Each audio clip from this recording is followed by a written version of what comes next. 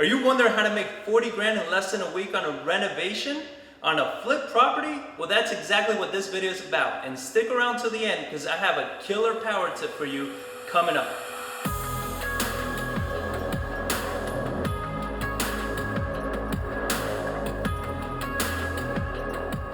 My name is Jonathan Barbera and this is my business partner, John Barr. And in this channel, we share with you the tips and strategies to help you invest in real estate the right way. So if this is your first time, consider subscribing.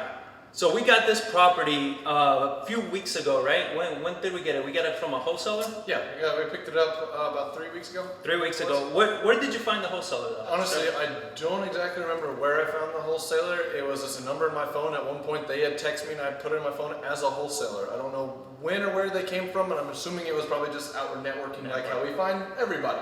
Exactly. As it's kind of getting out, meeting people, being in the industry, you meet a lot of people along the way. And that's really what's funny, and the point that I want to make is that a lot of people always ask us, where do you get all your deals from? It's really networking. We're always out, we're always online, commenting, networking with people. Back in the day, we used to be at events, networking in person, but that's where we get all our contacts from and all the people from. So how did the deal come about? The wholesaler reached out to you? Randomly texted me that they had this property over on this part of town, and I knew the area. I liked it, so I just kind of started running some comps on it, stuff like that. You were actually gone when we first started looking into this deal out of town, so I was we were texting back and forth about it, and the numbers look good on paper. The pictures and what the wholesaler was telling me sounded good, but it's one of those things we always got to trust and verify. Like, all right, usually this price seems too good to be true. And usually 9.9 times out of 10, that's the exact case. And that's really the point, right? Like, how many times do you get a deal from a wholesaler that they tell you, hey, here are the numbers, these are the repairs. We never, and this is not a knock on the wholesaler or anything, but like, you can never go off of their repairs because you have your contractors, you have the way that you manage projects, they're all different. You understand? When people ask us how much does it cost us to renovate a 1,500 square foot home, there is no clear answer on that because you don't have my contractors. You don't manage the projects how we manage them. You don't source the materials how we source them. So you can't go off those numbers. Well, and you also have the COVID prices right now where lumber and all materials have gone up 170%. Like, well, a wholesaler isn't in the business of renovating. They're in the business of wholesaling, buying a house. They're moving paper. They're closing, selling houses. They're not doing the renovations. They have no idea. They can take a rough guess at what something's going to cost based on doing Google searches and stuff, but how much does it take to paint, renovate a house? But then it's also, we would have redone this kitchen. It's like, well, we rip these things down, floors look good, but all of a sudden I take the cabinets out and the new layout doesn't make sense, and the tile is up to the cabinets, not underneath the cabinets, which now means I got to tear up this tile floor. That's cost that they don't take into consideration, as just because, not to knock on them, it's like, but they haven't done the renovations. They haven't gone through 15, 20, 30 properties and know exactly what those things are and what the unknowns could be and a budget for that. They just say, oh, a roof, some paint, the kitchen's in good enough condition, you can just paint the cabinets, I mean 15 grand. And you should be good, but really it's like, no. This level of price point, where the market is, things are sitting, it's like I can't get away with doing that kind of rehab to get to that high a price. So always verify the numbers yourself with things that you know for a fact. Get your own contractors, get your own bids, price out the material, your numbers, all right? Don't go off of anybody else's numbers. So this project, when it was brought to us, we ran the comps, we ran everything. And when I came to look at it with John, I didn't like it. I didn't like the project because to me, it was very tight numbers. Funny feeling in your stomach? Yeah, it's that little funny feeling in your stomach. And they wanted 155 at the time. And the numbers were really tight. They wanted 160. 160? That much? So the numbers were really tight. And we were looking at ARVs of about 240. So we were just, luckily, we've been having a really good year. So we didn't really need to take on this level of risk or this project, which was going to take up time and everything on the rehab, because we've had a good year. So we're like, we'd rather focus on the stuff that's actually growing our business right now, because we don't have to be scrounging for these kind of deals. And John was more, he really wanted the deal, but we have an agreement between us where it's like, if one of us doesn't agree with the other, then it's a no deal. Like, we both need to be on board, right? So I wasn't really on board. He wasn't 100%, but he liked it. So we're like, all right, sure, let's just pass on. But we still submitted an offer. So what was the offer we submitted them? Like 150? Well, originally we said 155, and then they came down close to it. Then after you walked it, you're like, man, I really don't know about 155, and he felt more comfortable at 150. So obviously, if I thought 155 was good, 150 would work anyways. So we kind of walked this house, and then went and walked some of the comps that were in the area. Being an agent, we can get into a lot of houses. So I went and walked and see what our competition level was, and there just so happened to be a house, basically catty corner to this one, that wasn't updated, but it was clean, to where you could tell that somebody probably bought this house, lived in it their entire lives, and took good care of the house. It was just extremely dated, moved out, and that was really our comp. But at that time, we didn't know what it was going to sell at, and we could see that it was pending on the MLS, which means it had a contract. It was through the option period, and somebody was already determined to close on a set price. We just don't know what that price was until the property actually closed. It was listed for $240, but is it going to close at $220? Is it going to close at $210? We had no idea. But I went ahead and called that agent and asked and said, hey, are you guys going to close near offer price or your list price? And that's when they usually won't tell you exactly what the number is, but they'll say, yes, we're very close to list, or we're above list, or we're somewhere in there. And they told us that they're very close to list. Now that gave us confidence seeing that house to do what the whole premise of this story of how we made how much we did in such a little amount of time is because that house was clean, nicely, or just dated, and it was closing at around that $240,000 price point, and it was very comparable to this one as far as size. So that's kind of how we got to being, all right, let's take a shot at this and see where it goes. And really at the time, like what got me over that little hump was more of, I'm not superstitious, but when something comes back to you, you know, because we put it off like, here's the offer, the wholesaler rejected it. Then we lowered it to 150. And I said, would you feel more confident at that? 150. And we submitted the offer to the wholesaler saying, look, things changed after walking it, looking at some comps, like 155 is too high, we'll do 150.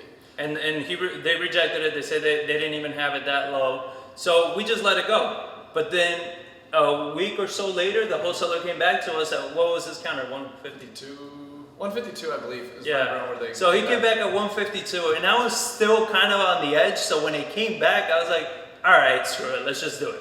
Because there was something inside of me like saying like, I don't know, let's just give it a shot. And what we were thinking is, that house does have better curb appeal than this one. That house did have a better yard than this one does. It was cleaner on the inside than this one for sure. Right. But it still was very dated. Yeah, it was dated, but it still had some features that, in my opinion, it put it a little bit above this one. So we're like, all right, let's do the bare minimum. The bare minimum that we have to do to this house to just clean it up and put it on the market, right? And let's see what kind of feedback we get from people. What really started just putting on the market to see what happened is also there's a seasoning period to where San Antonio has a lot of FHA buyers, and FHA has a guideline of, like, they call it like the anti-flipping rule, to where we have to own the house for 90 days before we can contract to sell the property with somebody getting FHA financing. Well, looking at this house, it's like we only need maybe 5-6 weeks to do the renovation. I don't need 12. So a lot of times what we'll do is, if a house is clean enough, is like we'll price it just below market, put it on the market, and see if somebody else wants to come buy the house out or go buy it and take the renovations on themselves. So that's kind of what we did. So we accomplished two things. We put it on the market to see if somebody wants to buy the house from us at that price, and we just kind of make a decision at that time, like, hey, clean our hands, walk away, and move on to the next one. But it also starts counting those days for we actually own the house. So instead of just sitting here vacant, nothing happening, we might as well just put it on the market and see if somebody else is coming wanting to buy the property and do the renovation themselves. So kind of one of your DIY homeowners are like, hey, I want to kind of clean canvas, I want to do the renovations myself the way I like it. So we get those two things accomplished by putting on the market, and that's kind of how this strategy first started for us. Yeah, and so originally what we were thinking is, if we had to take it down and actually do a full renovation, or the renovation to get it to that ARV, we were needing to come in, do the roof, we needed to do paint interior, exterior, the flooring, the kitchen, as you guys can see, the cabinets. You know, as you can see right now, you can see the landscaping. We were gonna do a nice little rock formation where they used to have a pool. So we were gonna fix that whole section up. We were gonna maybe see how the bathrooms cleaned up and possibly redo the bathrooms as well. What am I missing? What else? We had to do some stuff to this back room over here. There's some uncounted square footage back there that we were able to convert. Huge tip here. Hold on. Huge tip. The wholesaler, when they brought us the house, was originally 1,500 square feet. 1,500 square feet. Yeah. So square footage affects greatly the price of your house, right? And all of you watching understand that the bigger the house, the more it's gonna cost, right? So when we came in, and John had already told me, he says they have a utility room that's not accounted for because it doesn't have an AC duct.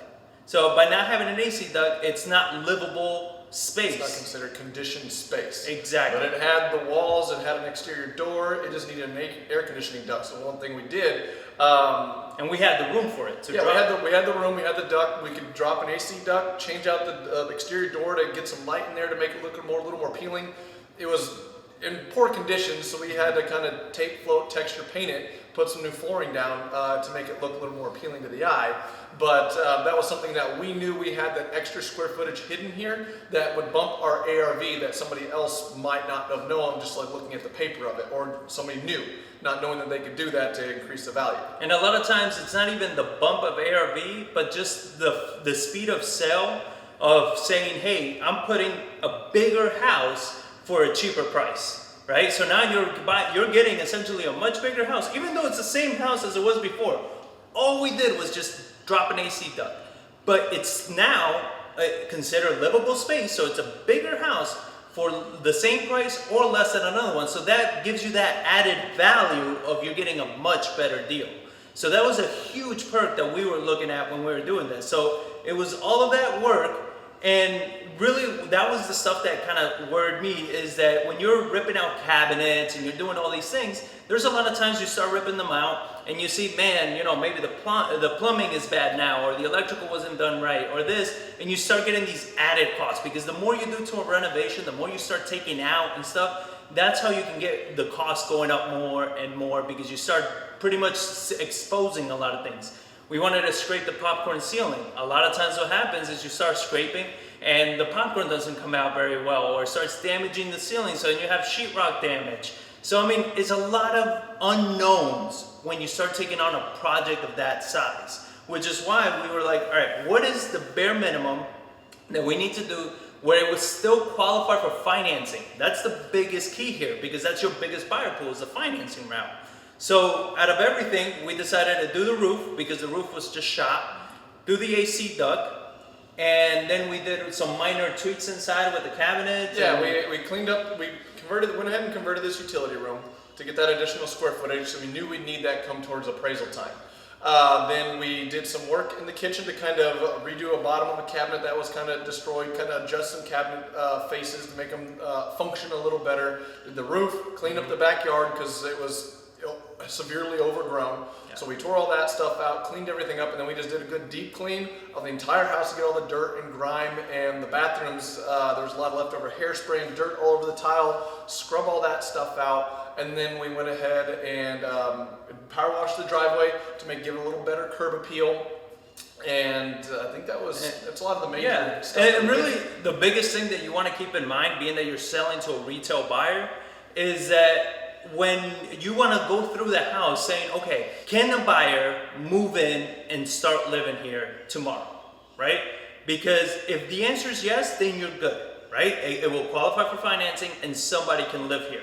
So that's what matters. So that's what we were looking at. So when the cabinet doors were kind of crooked and not really swinging right, all those things, we wanted to make things functional so a buyer can move in, even though they want to renovate it, but they can still live here until they decide to do so. So we had some wood boards that were coming up in one of the bedrooms, and we went ahead, they were loose, so we lifted them up, we cleaned them up, we put new glue, put them down right. So if they didn't want to do anything, they didn't have to. Everything was still functional and they can still move in.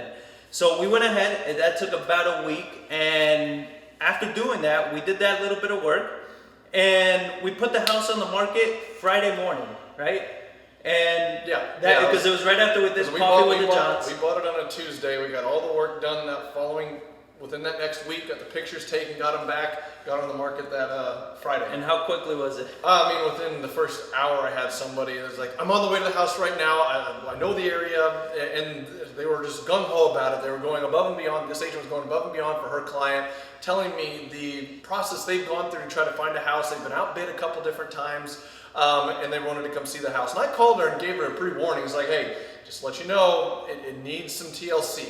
I was like, all the big stuff is taken care of, but like your paint, the cabinets aren't in the best conditions. Like, you let your client know it needs some work. But I did discount the price accordingly to the amount of work that needed. To where we were looking at $240 if it was cleaned up. We went ahead and listed it at $210. Just $1 under $210. It's like, no, there's a price difference. She goes, okay, that makes sense, because I knew the area, I saw the pictures, I knew that area is probably a little more than the $210 you're asking, but that makes sense why. But she appreciated it. They came, take a look at it, and they had an offer to me within the first night. And that's really key right there, right? That is something that you need to understand. Why we work so well is the fact that John, as an agent, he takes the time to educate the other agents and set expectations correctly. Because when you're just kind of, I don't want this to offend anybody, but when you're like a thirsty agent that just goes for stuff and you don't disclose these things, all you're doing is wasting everybody's time. So we told people, this house does need work. We're setting expectations low already. We're saying it needs work, it needs updating. You understand? Yes, it's livable, but you need to put in some work. So when you do that, they set the expectations to their buyers, so then it's not a shock when they show up. They're expecting a house that needs work. And now here's a good kind of like psychological trick that works. When you tell a future homeowner that a house needs work, they're picturing the worst case scenario, all right? Because they don't look at a house how we look at a house. We look at a house like this, we're like, this doesn't need anything, you know what I mean? Yeah. It's just like cosmetic. But a homeowner, everything is a big deal because they don't have the contractors, they don't have the experience. So having to redo the floors or replace the cabinets or, scrape the popcorn ceiling, to them it's like, oh man, that's probably gonna cost like $10,000 just to do the ceilings, right? Like they always overshoot and overcorrect so many things. So when you're already setting that expectation and they show up and they see a house like this, they're like, oh man, this house is beautiful, right? Like there's no big deal. And again, like I said at the beginning, we're gonna share a power tip with you towards the end of the biggest reason why this house sold. But when they came over, the person liked it and everything, submitted an offer that same day, that Friday. We had a full price offer. There was a little bit of negotiation back and forth. Yeah, there was a contingency. Well, not a contingency. They just wanted some concessions, and they wanted full price concessions of a couple grand. I came back and said full price, add the concessions to the sales price, and then you can have those full concessions. And they came back and said, yes, we're good with it. They'll go ahead and execute on the option. Yeah, and a lot of times with the concession, it's not that they want to beat you down on the price, it's that they want that money. So if you just negotiate with them and you tell them, all right, that's fine. We wanted, 2099, let's make it 212, and you can get that money back. They don't care because the loan is the same to them, right? They're just getting it from the loan. They're just borrowing that cheap. That's a way to get cheaper, and especially when you're doing a renovate. They were doing a renovation. It's a cheap way to borrow money tied into your real estate value. It's the cheapest money you're probably going to get for construction renovations. Exactly. So that always works. So we got that. Then inspection was held Wednesday, which was crazy fast, right? I've been talking to a lot of people that inspections have been taking some time. The inspection was Wednesday. And we were kind of like, all right, here we go. Because, to be honest, every project that we've done, it's like $50,000, $60,000 renovation and up. It's always been a project. So this is really one of the few projects that we've taken on that's been just like, 1, 2, 3 and just moving on. So we were anticipating something coming back with the inspection. And what was it? Yeah, you called me and you're like, well, the inspection report. It wasn't anything they didn't already expect and anticipate. Because when I told them you're going to be a project, we had other offers come in over the weekend, even though we already accepted this one. So I told the lady up front, it's like, hey, you guys weren't the only offer, so there's not going to be a whole lot. If you guys don't want the house, let me know because I got a backup offer. And it was true, we did. Yeah. And I'm letting her know that. It's like, because she was very appreciative of how I worked with her that first day to get her client's offer in here. She says, don't worry, if they don't like something, I'll let you know right away. And I asked her on Wednesday, and she said, there wasn't anything in the inspection period, or the inspection I didn't already anticipate. So they were good with that. They came through and did their termite inspection. No real problems there. And so they said, hey, we're good to go to proceed. They're ordering the appraisal. So they're ordering the appraisal, and we're on the way to closing. Yep. So that's how fast it was. So now, the power tip that I told you about. What made this possible is the market that we're in. None of this stuff was done by guessing, all right? We did not guess this was gonna work out. This is not a strategy we would have typically done pre-COVID. We wouldn't have done this if this was our only exit. Well, that's 1,000%. This just happened to work out because of the perfect storm of the market we were in, and we knew that there's extremely low inventory and is a very hot market. People are crawling over each other for houses, and we knew this one could qualify for financing, get a little cleaned up, and somebody might come along. But our end goal was always, if this doesn't work, we're gonna flip the house. That was what we were anticipating, but said this might also work if we go this route. Yeah, we always have more than one exit strategy with every deal. Like, you don't want to go into a deal that it's only going to work with this if everything works out perfectly, because now you're setting yourself up. That's just gambling. You're setting yourself up for something that, you know, if anything goes wrong, now you're definitely screwed. So this one, we said, worst case scenario, we'll do what we typically do. Flip it, and you know, we'll make some money that way as well. It wasn't going to be, you know, pennies, but it was going to be a good amount of money, but it wasn't going to be as simple or as quick and as low risk as this was going to be. So when we ran the comps and we ran everything, this is located in a part of town where a lot of people want to live, because you're right there from, you know, one of the major highways of 410. You're right in between I-10, 281. You're very centrally located. By the medical center. By the medical center. I mean, you're in a spot that a lot of people want to be in. So low inventory, nobody's here. Low interest rates, so now people can afford more, right? But the purchasing power has gone up. So all of this perfect storm comes together. We know we have an oversupply of buyers in the market. So we took a very calculated gamble on this, where we knew that it's like, we put the price at 210, and we were happy to get a price at what, 200? 200, yeah. So if somebody offers us 200 around that price, we'll probably go with it, seeing where everything's at. Because in this COVID era, like, prices went up, but it's also like, at any minute, buyers could turn off lending, or banks could turn off lending, and the buyers disappear. Something could spook them, and they could all go away. To where we're very cautious of what we're trying to buy right now, because if we would have bought it, had to wait 90 days to list it, we're now into wintertime. Exactly. If there's another wave come along, things change so fast. That was a big risk. That's why we went ahead and listed it and took the. Well, winter times is usually, you know, you have a slower market. People are not out there shopping as much. This winter may be different, but you just don't know. If we would have taken on a full renovation, now you add a whole different set of variables that you did not account for initially, because now you're adding more time, more work, more money being spent. And essentially the profit probably would have came out to about the same, maybe a little less if we would have flipped it.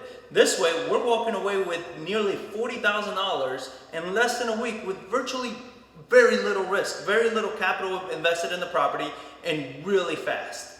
So that was the biggest thing, and I hope this power tip really resonates with you guys. And again, it's the facts. It's not opinion, and it's not emotions. It's not what we want. We look at what the market is doing. What is the data showing us? And that's where we invest in. We always go off the data. We don't assume anything, and we never use our opinions. So I hope you guys really enjoyed this video and the walkthrough that we did, and you saw all the work that we did. And again, if you haven't subscribed, make sure you subscribe and check out this video right here for more videos and more training on the stuff that we're doing and the work that we're doing here. And share this with friends, family. Everybody needs to know about real estate. Smash that like button. So thank you guys for watching, and we'll catch you on the next one.